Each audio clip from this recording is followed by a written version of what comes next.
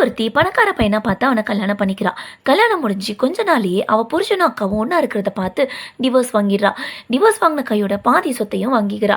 Actually இதெல்லாம் அக்காவும் தங்கச்சியும் போடுற பிளான் தான். தங்கச்சி கல்யாணம் பண்றதும் அக்கா அவ புருஷன் கூட க்ளோஸ் ஆகுறதும் அதை ஒரு ரீசனா சொல்லி டிவோர்ஸ் வாங்கி அவனோட சொத்தை புடுங்குறதும் வேலையா வச்சிருக்காங்க. இதுவரை இப்படி 6 கல்யாணம் பண்ணிட்டா. அடுத்த ஒரு பையனை பார்த்து அவன் பணக்காரங்கிறதால அவனையும் மேரேஜ் பண்ணிக்கிறா. ஆனா கொஞ்ச நாள் கழிச்சு தான் அவங்க ஃபேமிலி பத்தின ரகசியமே தெரிஞ்சுக்கிறா. ஆக்சுவலி அந்த ஃபேமிலியில் இருக்க எல்லாருக்கும் ஒரு சூப்பர் பவர் இருக்கு. ஆனா கொஞ்ச நாளா யூஸ் பண்ண முடியாம தவிக்கிறாங்க. இவன் நாத்தனாருக்கு பறக்கிற பவர் இருக்கு. ஆனா ஓவரா தின்னு தின்னு ஓவர் வெயிட் போட்டதால அவளால பறக்க முடியல. அவ புருஷனுக்கு டைம் டிராவல் பண்ற சக்தி இருக்கு. ஆனா கொஞ்ச நாளா டிப்ரெஷன்ல இருக்கிறதால அவனுக்கும் அந்த பவரை யூஸ் பண்ண முடியல. ஏன்னா கொஞ்ச நாள் முன்னாடி தான் அவன் பொண்டாட்டி செத்து போயிருப்பா. அந்த கவலையில தான் குடிச்சு குடிச்சு டிப்ரெஷன்ல இருக்கான். அதனால அவனால டைம் டிராவல் பண்ண முடியல. அவன் மாமியாருக்கு ஃபியூச்சர் பார்க்குற சக்தி இருக்கு. ஸோ ஃபியூச்சர்ல ஸ்டாக் மார்க்கெட்ல எது அதிக லாபம் கிடைக்கும்னு பார்த்து அதை வாங்கி பணக்காரங்க ஆக்கிட்டாங்க. ஆனா கொஞ்ச நாளா அவங்களுக்கு இன்சோம்னியா ப்ராப்ளம் வந்ததால அவங்களால ஃபியூச்சரை பார்க்க முடியாம கஷ்டப்படுறாங்க.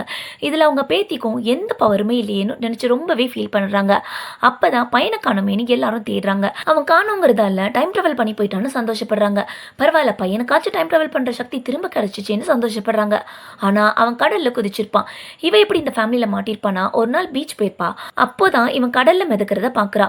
பார்க்க பணக்காரனா இருக்கவும் உயிரை கொடுத்து காப்பாத்திடுறா. அப்படி கொஞ்சம் கொஞ்சமா க்ளோஸ் ஆகி அவனை கல்யாணமும் பண்ணிக்கிறா.